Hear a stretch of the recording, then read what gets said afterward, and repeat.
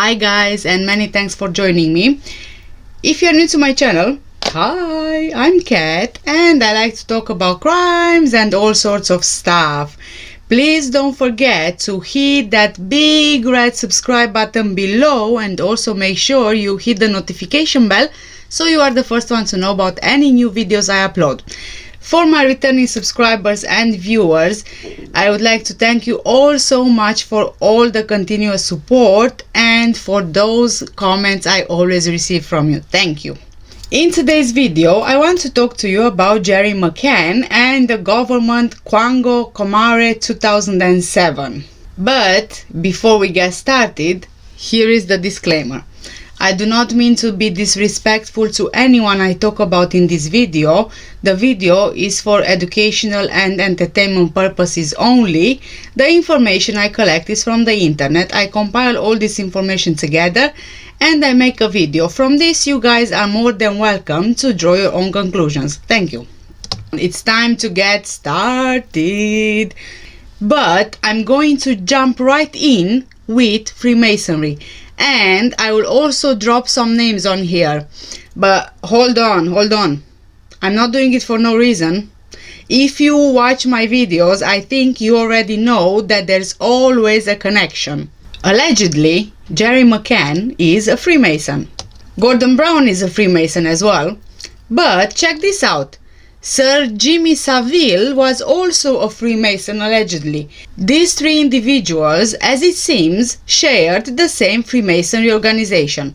And that is, drum rolls, the Templar Knights. You know, in one of my previous videos, I actually did mention the Templar Knights. I don't know if you've seen it, but I'm also gonna put a photo on your screen.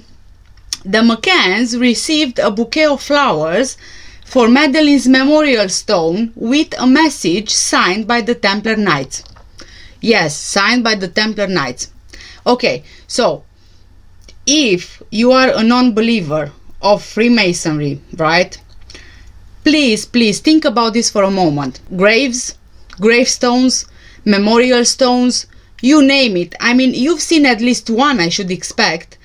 But I want to ask you something. Where did you see bunches of flowers signed by the Templar Knights? Do ordinary people receive this as a normal occurrence?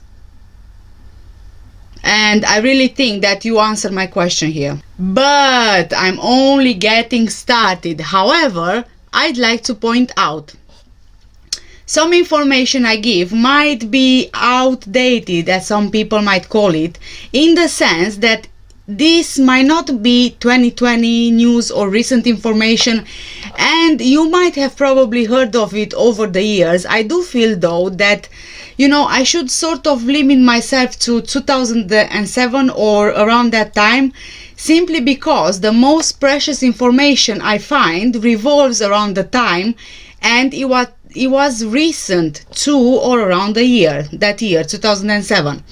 I think that it makes more sense this way because so much has been lost over the years, but not only that, it could also have been forgotten. Okay, first we need to have a look at what Comare is. And according to Wikipedia, and I quote, "The Committee on Medical Aspects of Radiation in the Environment is a UK-wide advisory committee set up by the British government, which was established in 1985. It was set up to assess and advise government and the devolved authorities on the health effects of natural and man-made radiation, and to assess the adequacy of the available data and the need for further research. Comare is an independent expert advisory committee with members chosen for their medical and scientific expertise and recruited from universities, research and medical institutes. Members have never been drawn from the nuclear or electrical power supply industries. The committee offers independent advice to all government departments and devolved authorities, not just the health departments, and is responsible for assessing and advising them on the health effects on the health effects of natural and man-made radiation. It is also asked to assess the adequacy of the available data and advise on the need for further research. Comare had produced 14 reports on a wide range of radiation issues by 2011. The Comare Secretariat is provided by the Public Health England, which has incorporated the formal Health Protection Agency's Radiation Protection Division, formerly the National Radiological Protection Board. To help with the research, they set up the Committee Examining Radiation Risks from Internal Emitters, CERRIE, but as I like to call it Sherry because it's easier to remember. And this one operated between October 2001 and October 2004. So that everyone is able to understand, Comare was set up by the Labour government to look into claims about radiation emanating from nuclear power stations and electricity pylons. It was also tasked with investigating medical scans and radiation. These issues were quite controversial, so it was in the government's interest to have reports which were sympathetic to their policies. Independent members are chosen to assess the risks and write reports. And yes, yet again, I come across politics, which is one of my favorite subjects. At the time of Madeleine's disappearance, and in addition to being a cardiologist, Gerry Mccann was a medical advisor to Comare, the same government committee which monitors radiation in the environment. He was listed as a member of the Medical Practices Subcommittee. His involvement is recorded in the Comare 12th report, which is now shown on your screen.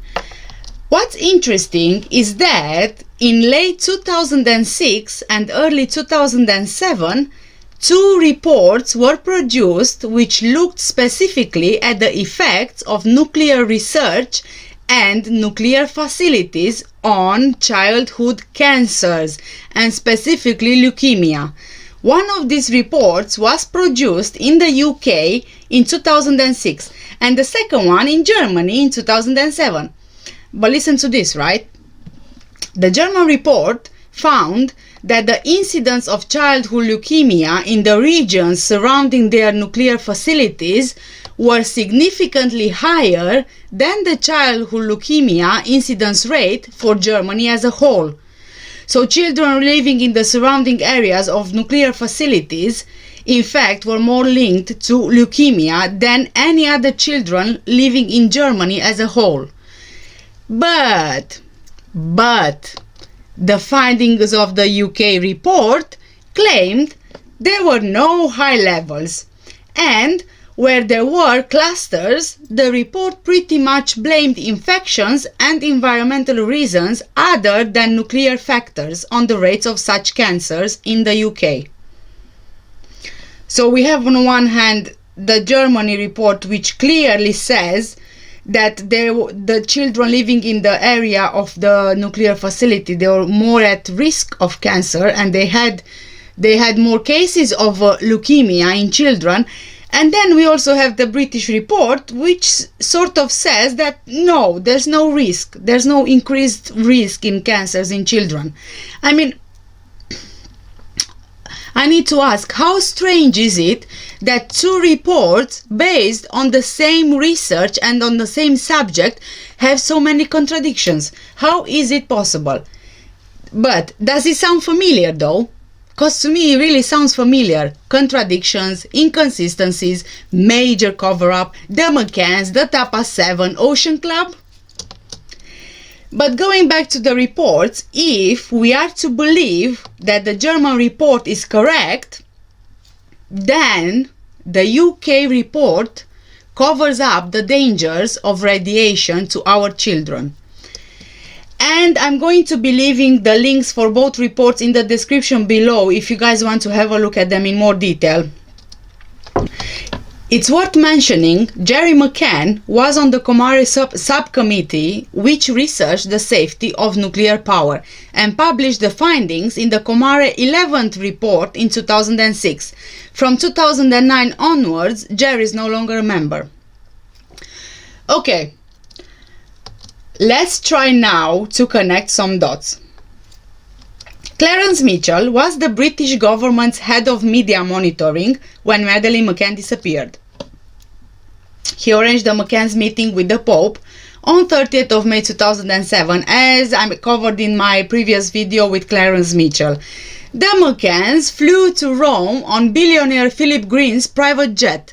They were greeted by the British ambassador to the Holy See, stayed at his residence, and held a press conference at his embassy. Mitchell also worked for the international PR firm Freud Communications, headed by Matthew Freud, son of Clement Freud and son-in-law of Rupert Murdoch. One of his responsibilities at the Media Monitoring Unit at the Office of Information, based in the Cabinet Office, was developing the means by which central government could keep a grip on opinions expressed on the fast-changing internet, on social media and on blogs. In other words, whatever was not convenient grew wings and flew away, never to be seen again. And we know very well that this was the case with so many blogs, websites, articles, and so on. And let's not forget the most important, Brenda Leyland. She was intimidated to the point of killing herself, although I really don't believe for a second that she actually committed suicide. Something is really weird about it. I mean, why would you go to a hotel to kill yourself? It doesn't really make any sense. And according to a Twitter user, her last words were, "If I am found dead, don't accept the first story about it." Almost as if she knew what to expect. Rest in peace, Brenda Leyland. And now, let's get back to the name. Edward Smithhurst was the top lawyer at British Nuclear Fuels Limited, a job he combined with building a property and property development business in Manchester. He is also an ambassador for cancer research. As BNFL lawyer, he fought against pressure groups which protested in various countries against nuclear shipments, a role which must have brought him into contact with MI6. Conveniently for Smithhurst, the head of BNFL's legal department at the time was Alvin Shuttleworth, another very senior Freemason who had effectively brought up and mentored the teenage Smithhurst after his father died in mysterious circumstances. It is understood that Smithhurst was primarily involved at BNFL, oh my god, making sure that families living near British nuclear fuels whose children had contracted leukemia were denied their claims. As well as buying, developing and letting properties, he was also a director of a conservatory business which he then sold to Brian Kennedy. Smithhurst is prominent in Manchester Freemasonry. His business interests include sports management as chairman of Prosperity International and private investigation, security and risk management, including for banks as chairman of Palladium. He is a director of Madeleine Fund, which has its registered offices at Bates, Wells and Braithwaite, a law firm which represents several Masonic lodges and charities, including the Royal Masonic Benevolent Institution. He is also the chairman of the Law Society's Commerce and Industry Group in Northwest England. Brian Kennedy is a billionaire involved in the home improvement business. He was involved in sports too, owning a leading rugby team, football teams Stockport County and Cheshire Sports. He paid for the McCanns to employ both Clarence Mitchell and Edward Smithhurst, who also worked for his window manufacturing firm Latium, which has since been merged with building materials firm Epwin. And before the end of May 2007, Gerry Mccann spoke on various occasions on the phone with Gordon Brown. Brown, in turn, pressurized the Portuguese authorities to issue a description of an unknown suspect. Of course, what Brown was looking for and what he wanted was to take the hit off the McCanns. And check this out, J.K. Rowling is a good friend of Gordon Brown. So, it's not surprising that she also made significant donations to the fund and supported the McCanns in their campaigns. In 2008, J.K. Rowling even donated £1 million to the Labour Party campaign. Tony Blair and his wife, they are linked to Kate McCann. Tony is the godfather of Rupert Murdoch's daughter. Then Matthew Freud, the son of Clement Freud, is Rupert Murdoch's son-in-law. Oh my god, have I lost you? Oh, I hope I haven't lost you, but this is so tangled. Even I lost myself here. Seriously, I lost myself here. I mean, where is the detangler? Where is it? Oh my god. Oh, but wait, I'm not finished yet. Please, please, please, please bear with me, bear with me.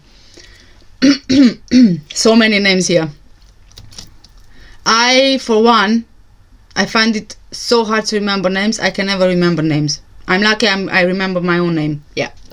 Gordon Brown's brother, Andrew Brown, is the media strategist at EDF, the company which operates the 8 most modern nuclear power stations in Britain.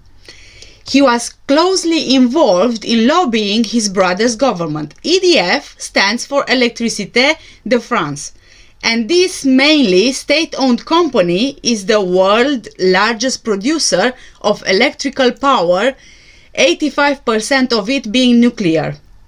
It is also the biggest supplier of electrical power in Britain. EDF were lobbying to build nuclear power stations in Britain at Hinkley Point, and Gordon Brown wanted to restart the nuclear power plant building program in Britain. Brown's brother Andrew was associated with Gerry Mccann through Comare. And this is taken from the EDF website, so it's very recent, and I quote from it. In just a few years, during the early 2020s, many of the UK's power stations are expected to close. If they are not replaced, there might not be enough electricity supply to meet the demands of houses and businesses. To provide a secure energy supply for the future, the UK needs a diverse and balanced energy mix. Nuclear power stations make an important contribution to this mix, as they reliably generate low-carbon electricity. Low-carbon, they take us with this environment protection and all sorts of things. They are clever. Nuclear power is the most affordable, large-scale, low-carbon energy source currently available to the UK. Never mind. We are committed to helping secure the UK's energy future by investing in an energy mix that balances the needs of low carbon emissions, security of supply, and affordability. We own and operate 8 nuclear power stations in the UK and are building a new one at Hinkley Point C in Somerset. In addition, we are jointly developing other new build proposals with CGN, with EDF leading on Sizewell C in Suffolk and CGN leading on Bradwell B in Essex. And this is the end of quote. And Hinkley Point C is already under construction, and it seems that it will be ready by 2025. This was recently in the news in June, probably you've heard of it, due to a damaged reactor which released a dust cloud in the area. Okay, moving on. When the McCanns were hit by DNA evidence, they got help from Alec Jeffries, the inventor of DNA fingerprinting, who offered to act as an expert witness and said that a match did not necessarily indicate guilt or innocence. At the same time, Paul Debenham, Director of Innovation and Development at LGC, the supplier of equipment and services in the health and other sectors, and a member of the Advisory Human Genetics Commission, said there could be legitimate reasons as to how DNA from Madeleine got into the hire car. Another one is John Gerarty, a businessman from Leicestershire, based in Portugal, whose business interests include sport, golf sponsoring, and construction. Then we also have Gerry, who is an avid golf player and sports player, I think. Yeah. So I'm guessing connecting the dots. Carrying on. After the disappearance, he lent the Mccanns a flat and handed them the keys to the local Catholic church. He also garaged the hire car so they could have their own forensic tests done on it. The priest of the church, Jose Pacheco, said he was deceived. He has had every trace of the Madeleine appeal removed from his church and says the situation was extremely unpleasant and that the Mccann family only ever brought him problems and have ruined his life. Sounds familiar, Gonzalo Amaral? Exactly the same thing? Oh, but you know what? This actually makes me think that something was going on in that church. The priest probably knew. Maybe one of them confessed to what happened, but the priest couldn't speak out. No wonder he said he'll take the confession to the grave. To the Catholic Church, the answer is clear. The seal of confessional must never be broken under any circumstances, even if in cases of grave criminality. Under canon law, the punishment for breaking the seal is excommunication from the church entirely. Okay, I'm sorry. I've got nothing whatsoever against any religion. Nothing at all. Everybody is free to believe in what they like. But I'm asking, how is this fair? Seriously, how is this fair? This would mean that you as the church, you would be protecting a criminal. Yes, I understand he's a human being, but maybe this person you're protecting killed another human being. You know, it's wrong. In my opinion, it's wrong. How many criminals have confessed to a priest and walked free? I wonder. I don't know. It's messed up, really. Okay, let's move on to my next point. The Tapas 9 were not the only people eating in the restaurant on the evening of Madeleine's disappearance. Oh no, they weren't. I don't know if you've heard of Paul Weinberger. He was also there. He was the director of clinical diagnostics at Enigma Diagnostics, a state-private partnership based at Porton Down. The company has an exclusive license to several patents owned by the Defense Science Technology Lab, which sells technology and science support to defense, government, and security, including in the field of chemical, biological, and radiological weapons. Enigma has important contracts in the UK health system. Also, there was Philip Edmonds, nephew of Margaret Hodge, previous name Oppenheimer, who led Islington Council in the 1980s, where she allegedly protected the interests of organized pedophiles operating in local authority children's homes, before going into the city and then returning to government as Minister for Children, go figure.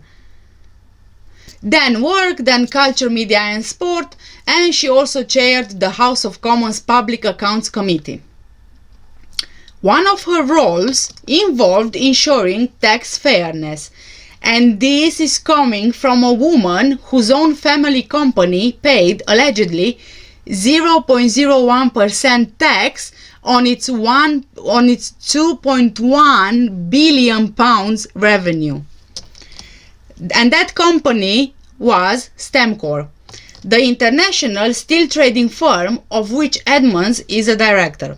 The same company has been found in the US to have violated export regulations by attempting to send scrap steel to a producer in Pakistan, which has been determined to be involved in nuclear or missile activities. Stamcore is, by the way, involved financially with most of the world's leading weapons companies. Edmonds booked a stay at the Praia da Luz resort for a week from Saturday 28th of April up to Saturday 5th of May. But, hear this, he jetted off to Switzerland one day earlier on the morning of Friday 4th of May, just hours after Madeleine Mccann disappeared. He didn't even check out, he just rushed away from there. And as soon as Madeleine Mccann disappeared, her parents employed PR firm Bell Pottinger,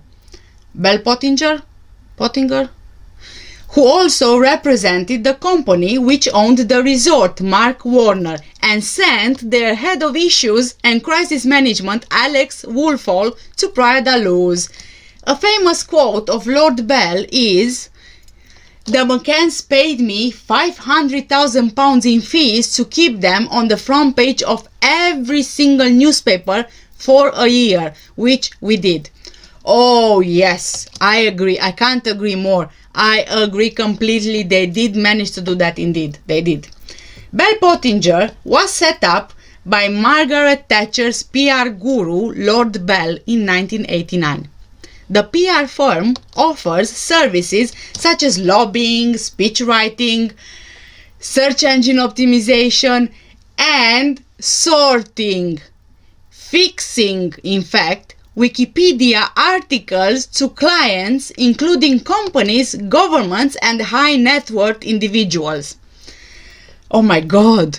Maybe this would be the reason why Clarence Mitchell doesn't have a Wikipedia page. I mean, even when I did my video with Clarence Mitchell, you know, usually you go, the first place you would go for credible information would be Wikipedia, right? So I tried to find him on Wikipedia, but he's not there. Seriously, he's not there. I tried, he's not there, which is really weird, considering he's a public figure and also worked for the government. That's weird. Anyway, in December 2011, Bell Pottinger came under public scrutiny after managers were secretly recorded talking to fake representatives of the Uzbek government and abusing Wikipedia by removing negative information and replacing it with positive spin. Wow, I had no idea you can actually do it. I didn't know you can do that. Wow. Okay. So if you are a high net worth individual, then you can make everything bad about you disappear. Wow. Okay.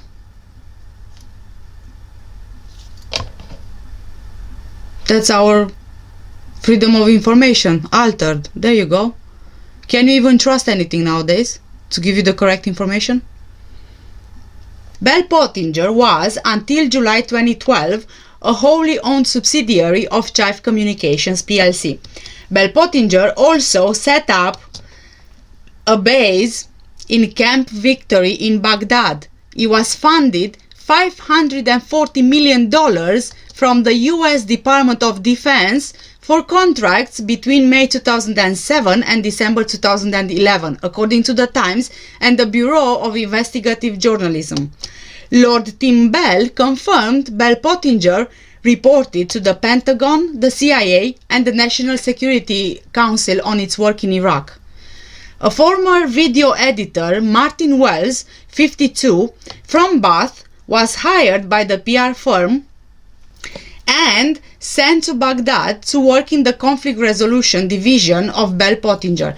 And he claimed, check this out, that his team had to produce fake Al-Qaeda propaganda films, which when played would send viewers' IP address back to a secure military site, which could then be used to track potential violence. In other words, and to simplify, when if you have internet, your router has an IP address, yes, and usually a person like, I don't know, like me or like you or whatever, we can't really find out so easily the IP address of another person. But what these people were doing was, the person watching that video, they were tracking their IP address, which is sort of like a, you know, a virtual address, if you will. They were tracking their IP address, and from that IP address they could find out where they actually lived, because they had the means to do it. A person like you or me, we don't have the means to do that, unless of course we hack something, but that's illegal. Now, I know I said which could then be used to track potential violence, and I really can't say the exact word for it, but it starts with a T-E. Now, I want to say the word, but I can't, I'm sorry. I'm worried that YouTube will take the video down if I say the word, but I think that you know what I mean. Iraq, Baghdad, you know. And I think that the next one will be my last point of this video. Allegedly, a British diplomat warned the Foreign Office of concerns regarding Maddie's parents after her disappearance. The warning was contained in a classified document sent from the Algarve to the Foreign Office, and this was days after Madeleine's disappearance. Details of the letter have been leaked through the British diplomatic mission in Brussels to the respected Belgian newspaper Dernière Heure.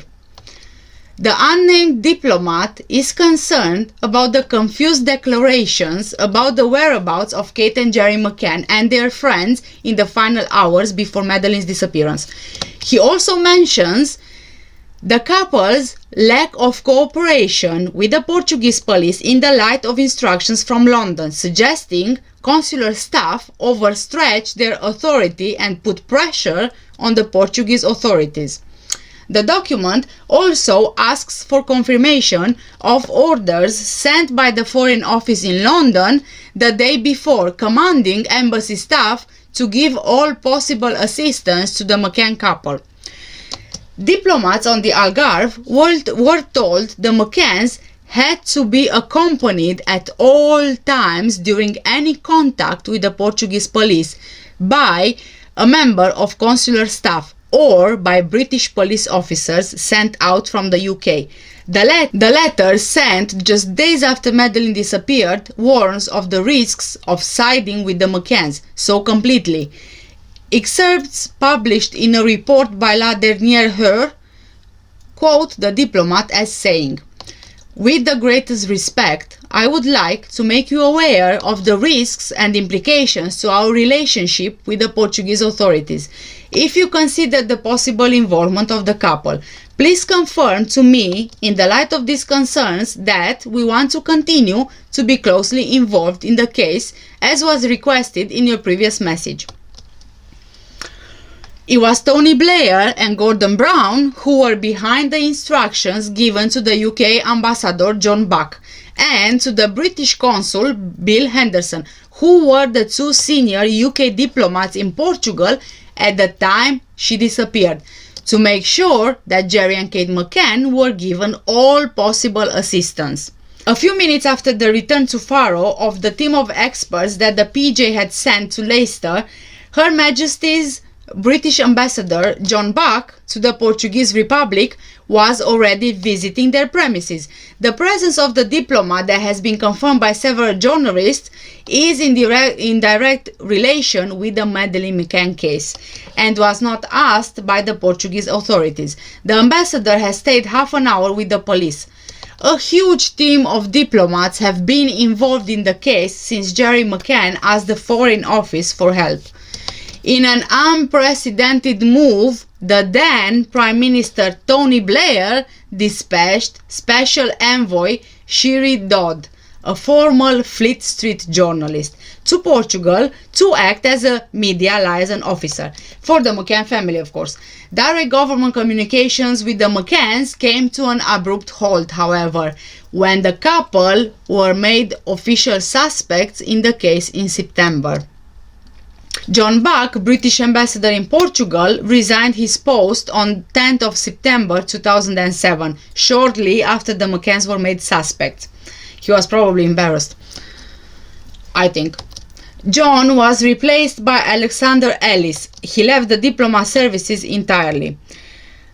Okay, now we have reached at the end of the video, and I really do want to give my view on all of this. If you're still with me and you're not lost yet, please, just a bit longer, okay?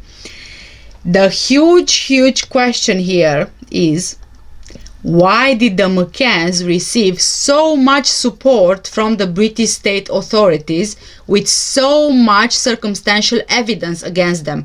The British government, the British authorities, all these years seem to be kept at their beck and call. Seriously. It seems as if Freemasonry here would play quite a role, you know. Public and private contracts, sports, property deals, nuclear power, police, health, so-called expert witnesses, and the powerful medical legal lodges. It's no secret, especially in the drugs and medical equipment sectors, that big business interests usually pay for the holidays of doctors, for example, in return for making huge profits from the health system. I'm not saying here that professionals are corrupt, no. But honestly, money talks. And when money talks big time. Let's face it, come on, let's face it, let's be honest and face it. The pharmaceutical industry, for example, yeah, is one of the most profitable businesses in the world. It's a business. It makes most of the money. Medicine doesn't cure you for a reason. Medicine doesn't cure you for one reason. If you're cured, then how are they going to sell their medicine? How? If you take, say for example, if you take ibuprofen for headaches, is your headache cured? Is your headache cured? No, it's not. If anything, the more you take, the more headaches you have, yeah? And the more you need to take it, and the more you need to buy it, and the more money they make. These are what are the legal drugs. It's a drug, but it's legal. Nothing, honestly, I believe that nothing is made to help us nowadays. We are not even treated as people anymore, but more like, I don't know, you know, like lab rats and money-making machines. Really, you know, they sell us anything and we buy everything. We never once stop ourselves and ask the question, do we really need this? No, because if it's on the TV and that certain doctor or scientist or whatever says, oh, this is good for you, then we jump in and buy it, isn't it? Because that scientist or that professor or I don't know who said it. So it must be the truth because they are professionals and they know. And on my last opinion, I'll just go with the nuclear power plants. I'm wondering, is it not possible that the government is involved in Madeleine's disappearance cover-up because of Gerry's involvement in the Comare Report on radiation? Let's say, maybe the report is not truthful and the radiation indeed affects our children, but it was not disclosed at the request of the government, right? Then we would potentially have Gerry Mccann blackmailing the government, saying if they don't help, then he'll come forward. This would probably mean no nuclear power plants could be built. Consequently, huge amounts of money would be lost. We need to understand, having nuclear power plants would mean most likely nuclear weapons. They could indeed start a nuclear war for all we know. I mean, you never know. When you have nuclear weapons, you have power over others. And what do people do with power? They are trying to conquer everything. You know, they are trying to win everything, to take everything away from others. And this is a big thing, not a big thing. This is a giant thing, an enormous thing. You know, like, for example, the New World Order and stuff like that. I mean, let's be serious. We have no clue what happens behind closed doors inside those nuclear power plants. They can feed us by saying, we give you electricity, low carbon, blah, blah, blah, blah. And then on the other hand, they build their nuclear weapons. And you have no clue that they are doing it. Because who is regulating them? The government. And if the government is in there with them, then there's no independent regulators. And with this, I'm ending today's videos. Thank you so much for watching and for staying with me. Please don't forget to hit that big red subscribe button below. Also hit the notification bell, and we'll see each other next time when I'll be talking about Operation Grange. Thanks for watching, guys. Take care and stay safe. Bye bye.